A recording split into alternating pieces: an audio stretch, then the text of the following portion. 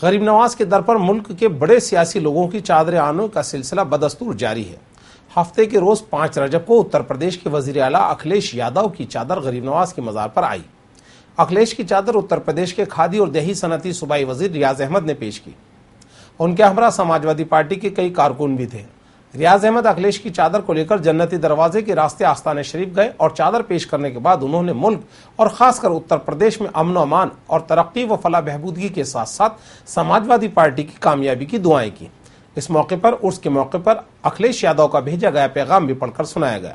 اپنے پیغام میں اکھلیش یادو نے کہا کہ خواجہ معین الدین چشتی رحمۃ اللہ علیہ نے سماج میں انسانیت، ذات پات، اونچ نیچ اور بھید بھاؤ سے اٹھ کر قومی یکجہتی کے راستے پر چلنے کا پیغام دیا، جن کی عقیدت مند ملک ہی نہیں بیرون ملک بھی بڑی تعداد میں ہیں۔ غریب نواز کے در پر آنے سے عقیدت مندوں کو قلبی سکون ملتا ہے۔ انہوں نے اپنے پیغام میں یہ بھی کہا کہ اتر پردیش میں غریب نواز کے عرس کے موقع پر 6 رجب کو گزشتہ 2 سالوں کی طرح اس سال بھی سرکاری چھٹی ہے۔ انہوں نے عرس کے موقع پر زائرین کو دلی مبارکباد بھی دی۔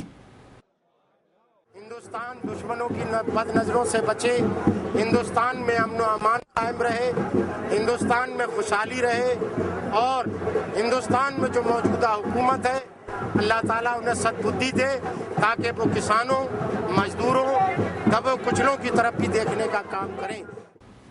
غریب نواز کے 803ویں عرس کی پرنور فضاؤں کے بیچ تلنگانہ کے وزیر اعلیٰ چندرشیکھر راؤ کی جانب سے بھیجی گئی چادر غریب نواز کے مزار پر پیش کی گئی۔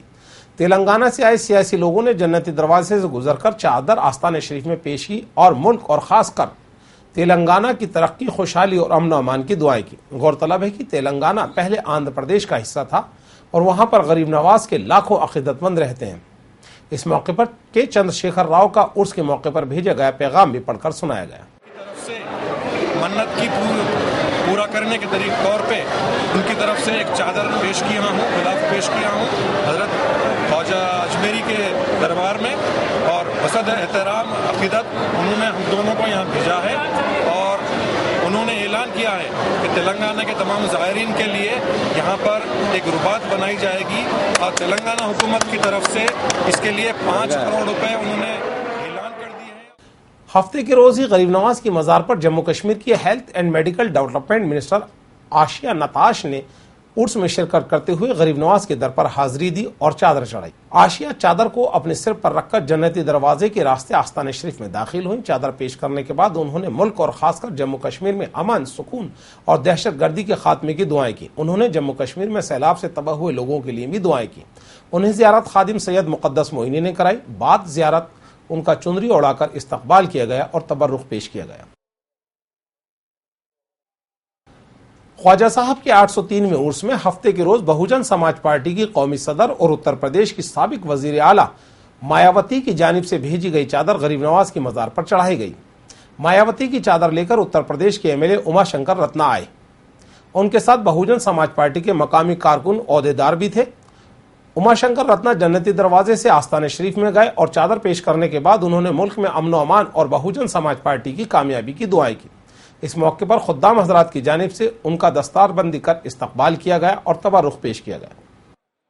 بھوان کماری مایاوتی جی جو بہوجن سماج پارٹی کی مکھیا ہیں، راشٹریہ ادھیکش ہیں، میں ان کے طرف سے یہ چادر لے کے آیا ہوں اور بابا سے دعا کیا ہوں کہ بابا جو آج پورے اتر پردیش کے ساتھ ساتھ پورے بھارت ورش میں جو ایک طرح سے ہمارے کسانوں پہ، ہمارے عام جنوں پہ جو آفت آئی ہے، جو پریشانیاں آئی ہیں، اس میں اب رحم کریے، اس کو اب دور کریے۔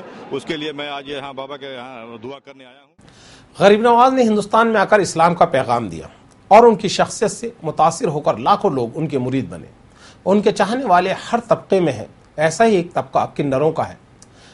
کنروں کی غریب نواز میں بڑی عقیدت ہے۔ روایت ہے کہ ایک کنر نے غریب نواز کے مزار پر حاضر ہو کر اپنے لیے اولاد کی درخواست کی۔ غریب نواز کی دعاؤں سے اللہ نے اس کو اولاد عطا کی۔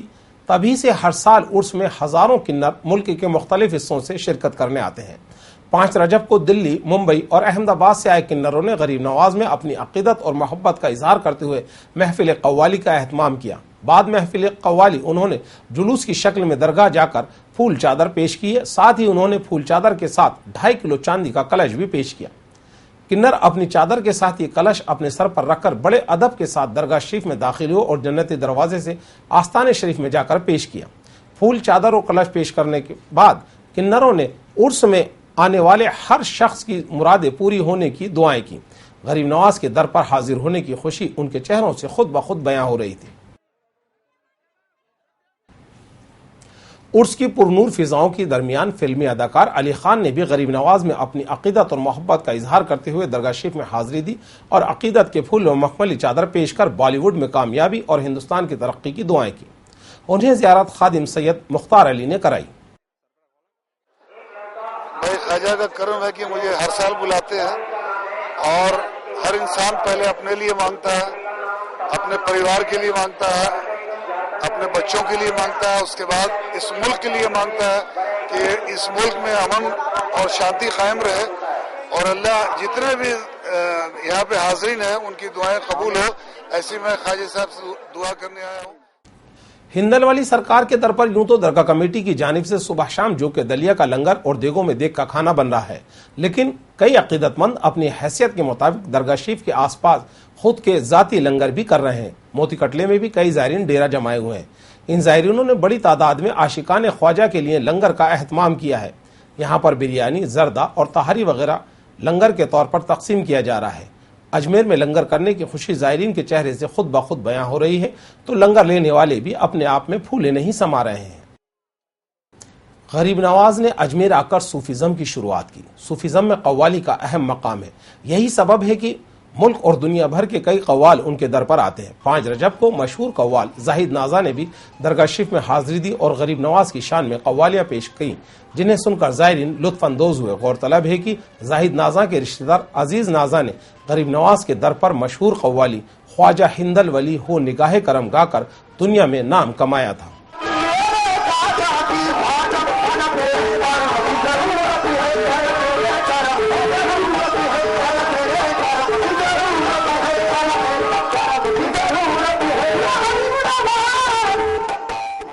درگاہ آنے والے زائرین اپنی حیثیت کے مطابق درگاہ شریف کی دیگوں میں نذرانہ بھی ڈال رہے ہیں۔ نذرانے کے طور پر یہ زائرین دیگ میں روپے پیسے کے علاوہ ڈالر، ریال، پاؤنڈ اور یورو ڈالنے کے ساتھ ساتھ عقیدت مند چاول، گیہوں، سونا، چاندی اور دیگر غلہ بھی ڈال رہے ہیں، جس کے سبب دیگوں پر زائرین کی بھیڑ ہونے سے رونق برقرار ہے۔ کئی لوگ غریب نواز کو کاغذ لکھ کر اپنی عرضیاں بھی پیش کرنے کی غرض سے دیگ میں ڈال رہے ہیں۔ درگاہ میں رکھی چھوٹی دیگ بادشاہ اکبر اور بڑی دیگ شہنشاہ جہانگیر نے پیش کی تھی۔ ان میں میٹھے چاول بنتے ہیں۔ چھوٹی دیگ میں 60 من اور بڑی دیگ میں 120 من کھانا بنایا جاتا ہے۔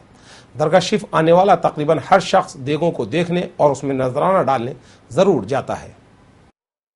یہ اکبر بادشاہ نے اپنی طرف سے نظر کی ہے جب اس کی اولاد ہو گئی تھی۔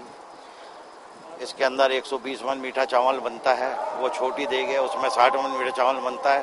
جو کوئی بھی زائرین کی منت پوری ہو جاتی ہے وہ آ کے اپنی طرف سے یہاں دیگ بنواتا ہے، جس کی جیسی حیثیت ہوتی ہے وہ کرتا ہے کہ یہاں، اور غریب نواز کے کرم سے ہمیشہ یہ دیگیں بنتی ہی رہتی ہیں۔ میں ہر سال یہاں پر آتی ہوں۔